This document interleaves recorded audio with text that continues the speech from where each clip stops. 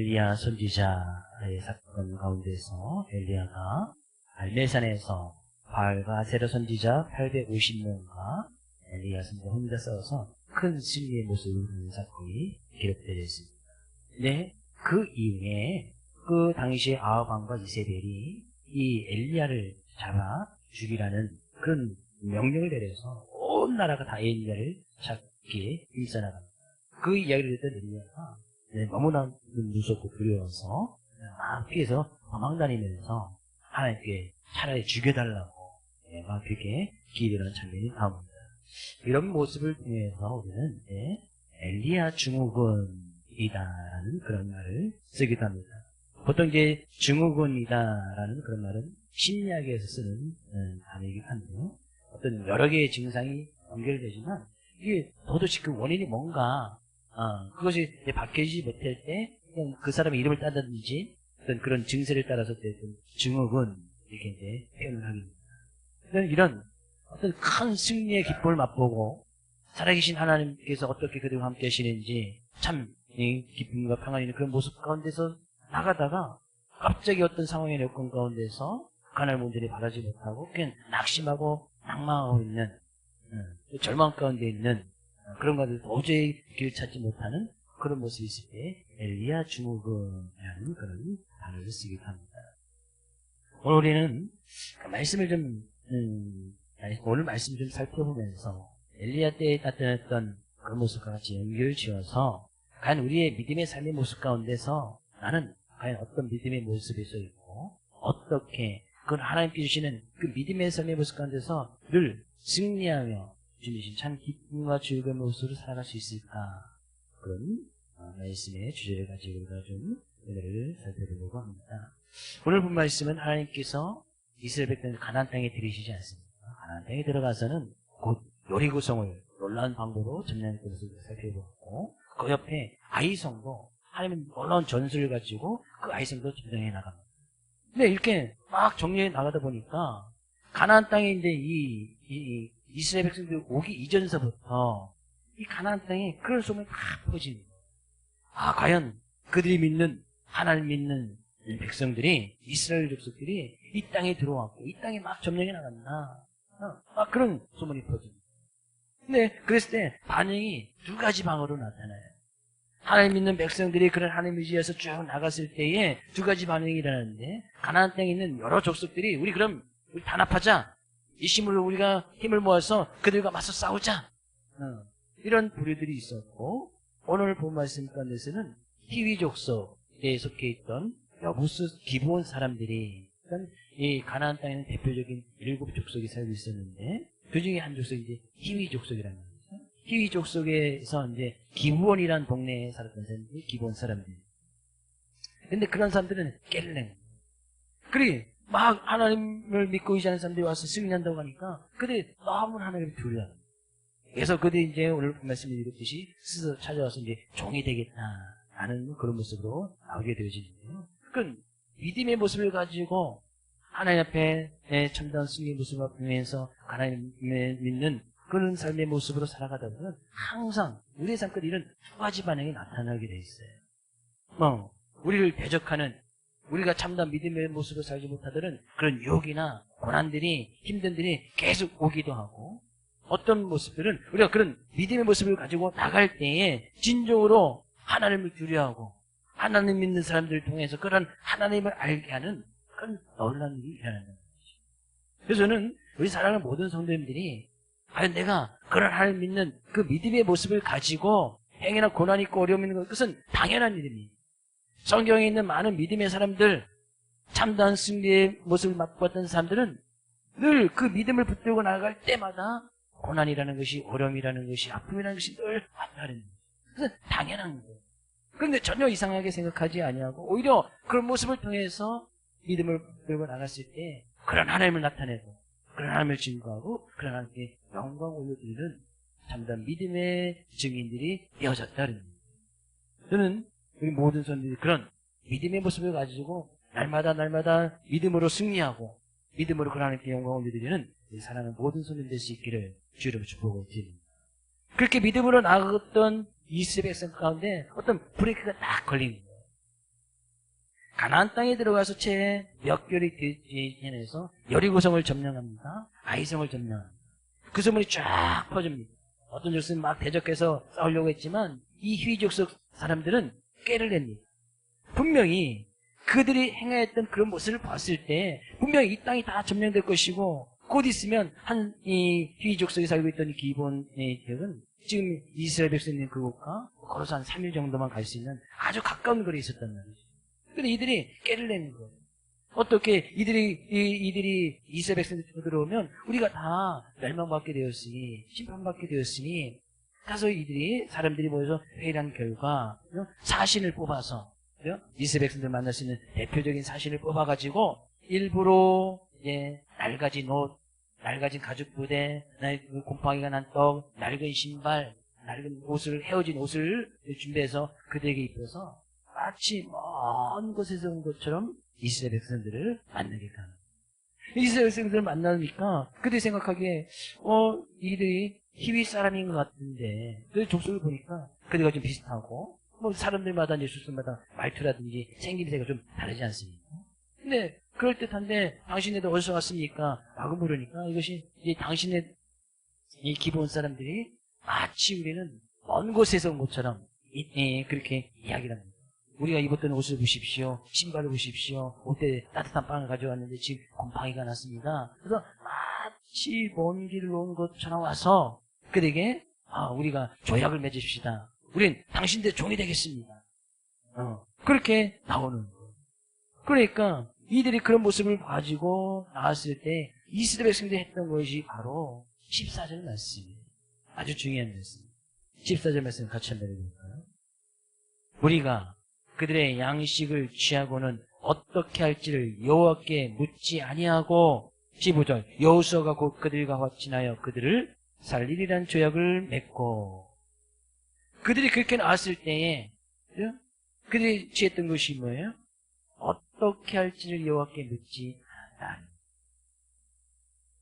아주 중요한 본문의 말씀인데요.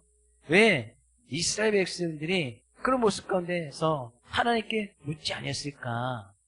잘 생각해보면 이스라엘 백성들은 출애굽을 하고 나서 광야 40년을 보내오고 지금 이제 가나안 땅에서 막 싸우고 나갈 때 이스라엘 백성들 가운데서 늘 협력하고 이스라엘 백성 도와주거나 또 우호 세우려고 나왔던 족속들이 단 한 세력도 없었습니다.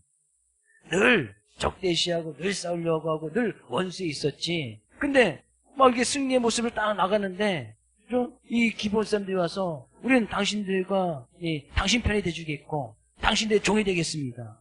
이렇게 호감을 보이면서 나왔던 족속이 처음이었었단 말이죠.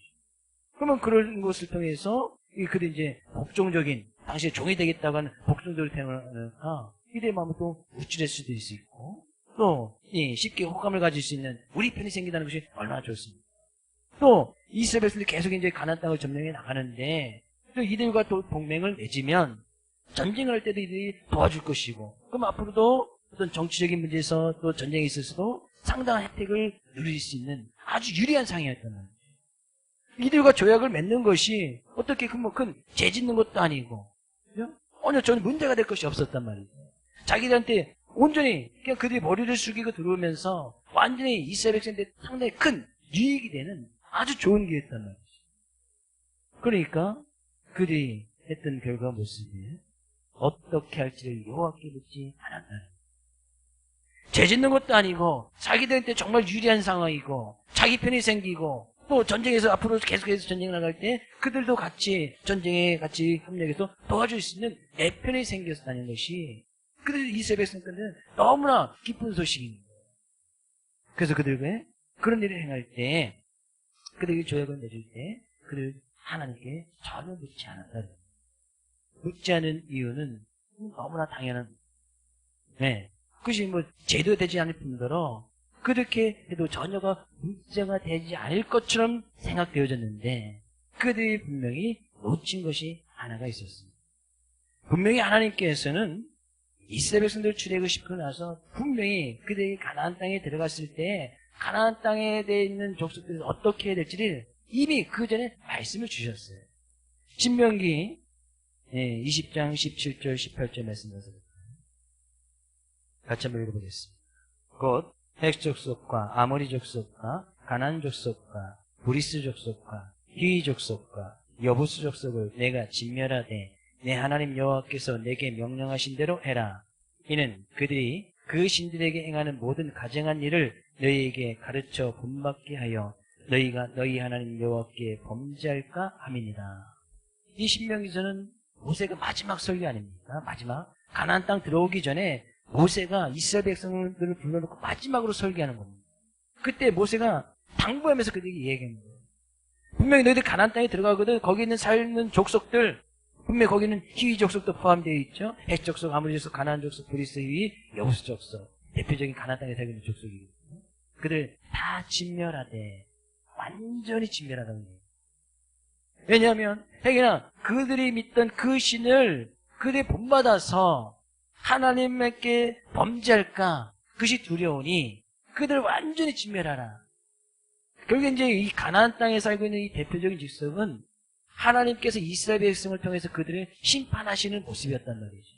완전히 우상숭배에 빠져있고 성적인 타락에 빠져있고 하나님께서 어떤 하나님인지 전혀 알려고 하지 않은 그런 족속을 하나님께서 이스라엘 백성을 통해서 그들을 진멸하시는 거예요. 심판하시는 거예요. 하나님이 어떤 하나님인지 그들에게 보여주는 거예요. 그래서 완전히 진멸하려고 했거든요. 근데 이들이 이 말씀을 들은 지 얼마나 지났습니까? 모세가 마지막 설교를 하고 나서 여호수아가 지도자를 이어받고 가나안 땅에 들어가서 여리고성 점령하고 아이성의 큰 기쁨을 맛보지 않았습니다. 근데 그들이 들어와서는 행여나 먼 데 있는 족속이라 할지라도 그들과 합진조약을 맺는다고 했을 때도 분명히 그들은 깨달았어요. 이런 하나님의 말씀을 분명히 기억했어야 된다는 거예요. 근데 그들이 너무나 우호적으로 나오고 그들이 고개를 숙이면서 자기가 복종하고 나오니까 하나님의 말씀이 기억하지 않는 거예요. 하나님의 말씀을 잊어버렸다는 거예요. 이것을 갖다 성경은 이제 교만한 마음이다 라고 이야기합니다. 그들이 너무나 잘 됐을 때 신명기 8장 12절 14절 말씀 같이 읽어보겠습니다. 내가 먹어서 배부르고 아름다운 집을 짓고 거주하게 되며 또 내 소와 양이 번성하며 내 은금이 증식되며 내 소유가 다 풍족하게 될 때에 내 마음이 교만하여 내 하나님 여호와를 잊어버릴까 염려하노라. 어느 때요? 하나님께서 이스라엘 백성을 염려스러운 부분이 바로 이런 부분이었어요. 너들 가나안 땅에 들어가서 먹고 배부르고 집 짓고 내 소와 양이 번성하고 내 소유물이 늘어나고 내가 정말 풍부하게 될 때 그때 정말 조심해야 된단 말이죠. 그때 내 마음이 교만하여 하나님을 잃어버릴까 염려스럽다. 그것이 바로 교만의 모습이었다. 지금 이들에게 그런 하나님께서 말씀해 주신 지 얼마 지나지도 않았는데 그들이 이 여부수 사람, 기부 사람들이 히족속 사람들이 우조를 하고 당신의 종이 되겠다고 이야기하니까 이 말씀은 온데간데 없는 분명 그들 완전히 진멸하라고 이야기했는데 오히려 그들이 막 승리하고 나가고 여러 개 승리하고 나가고 아이성도 승리하고 나가고 막 그들이 이제 점점 자기 편도 생긴 것 같고 자기가 생각대로 잘 이루어지는 것 같으니 그들 마음속에 이 교만이라는 것이 쓱 들어버린다. 그러니까 교만이 들어오니까 뭐예요? 하나님 여호와를 잃어버린다. 곧 말씀을 잃어버렸다. 말씀을 전혀 생각하지 않는. 말씀을 생각하지 않는 이유는 그들이 그들의 생각대로 해도 될 것처럼. 왜? 그것이 특별한 죄 짓는 것은 아니지 않습니까?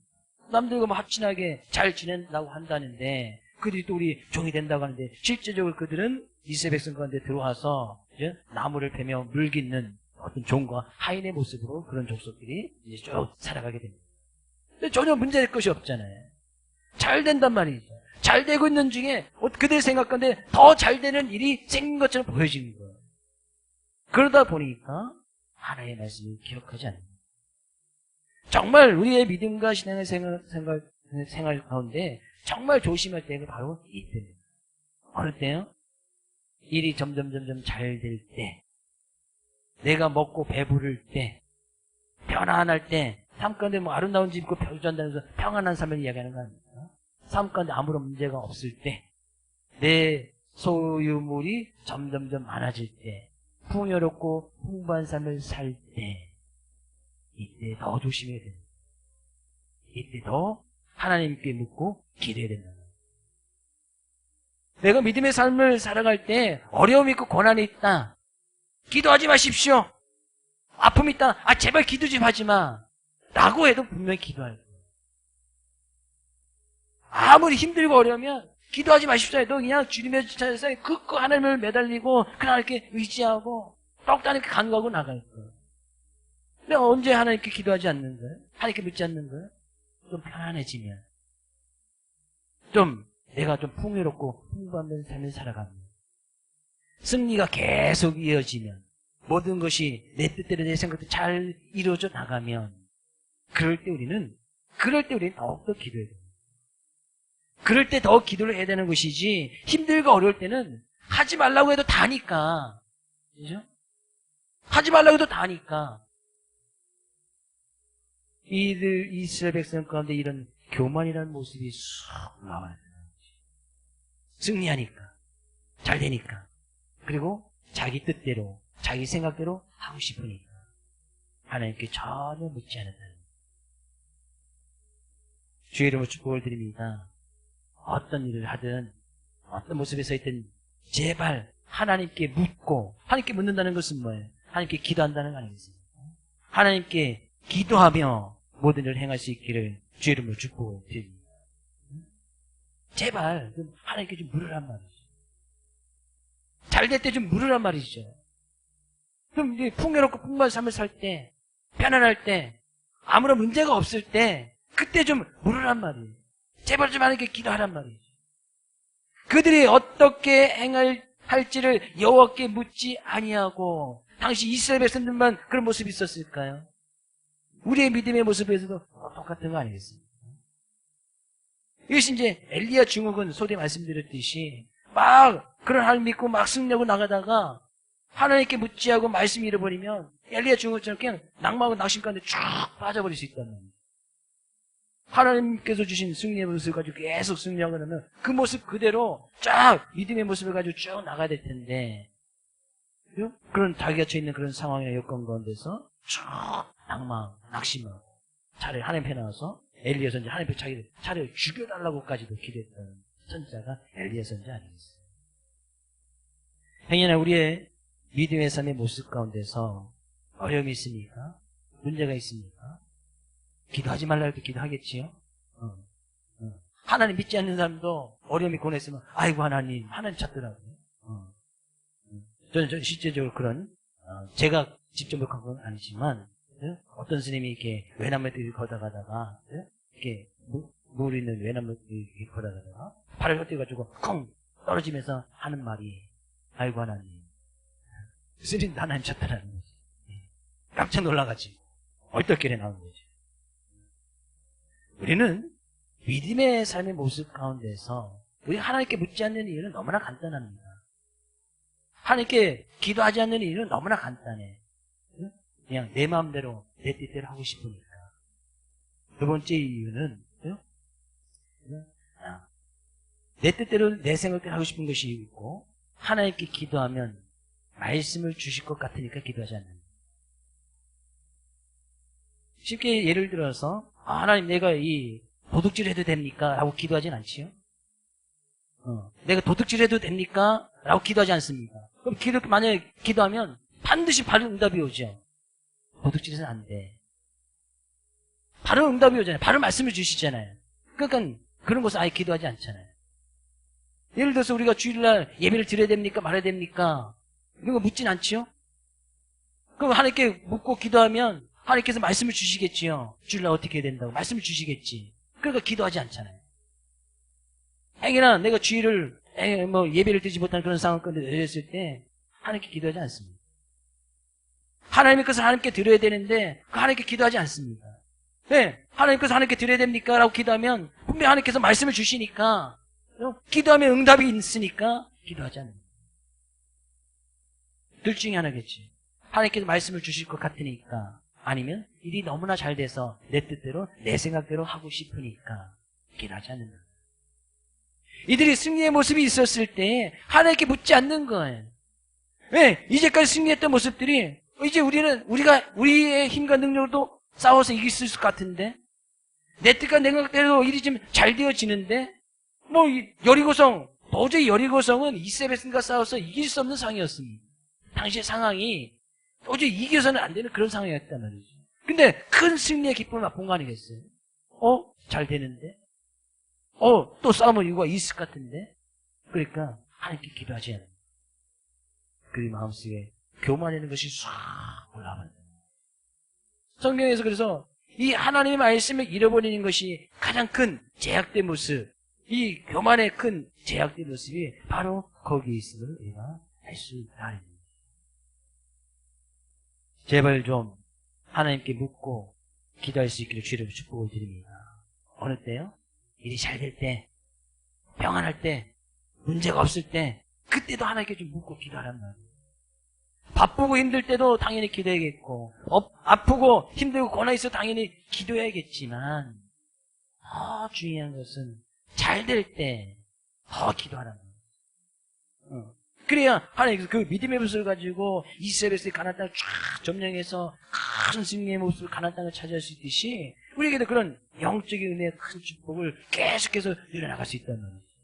어려움이 있어도 이겨나갈 수 있고요. 고난이 있어도 이겨나갈 수 있고 행위나 삶 가운데 힘듦과 아픔이 있어도 믿음의 모습을 승리하면서 나갈 수 있다.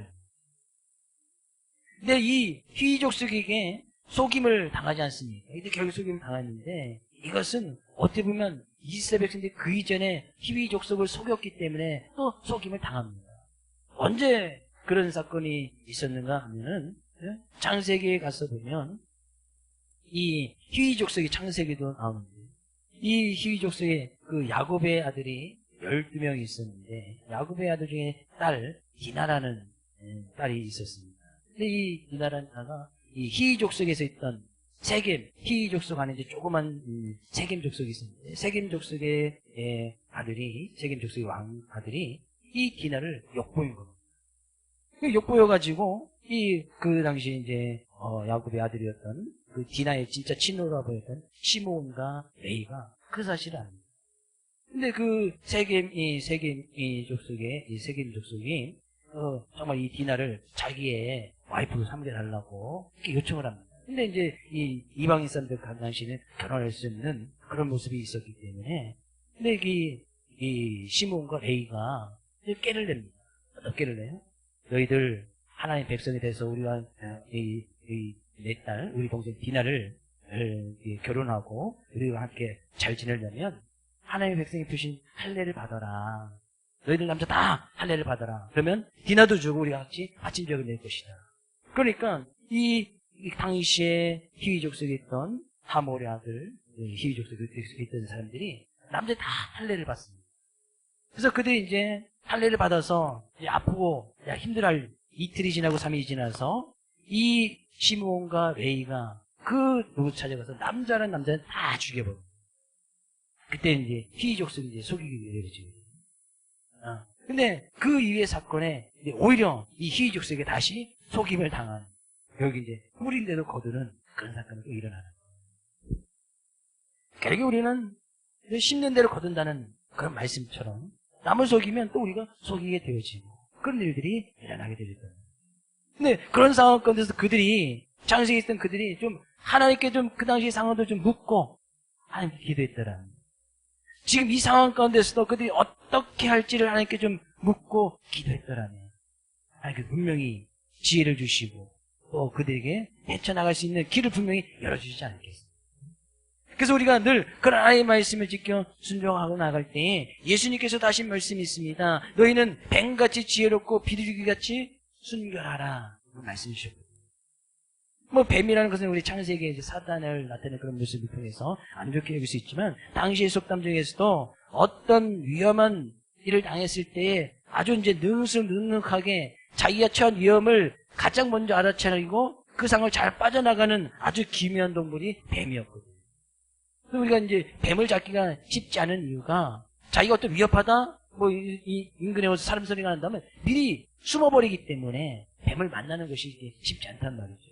그런 동물이 뱀이라는 아주 이제 지혜롭다는 얘기죠. 그래서 자기에 처해져 있는 어떤 위험함 속에서 빨리 이제 벗어나라는 그런 의미로 뱀같이 지혜로워야 되고 근데 지혜롭기만 하면 아주 이제 쉽사리 어떤 교활함이라든지 어떤 타락한 모습으로 빠질 수가 있습니다.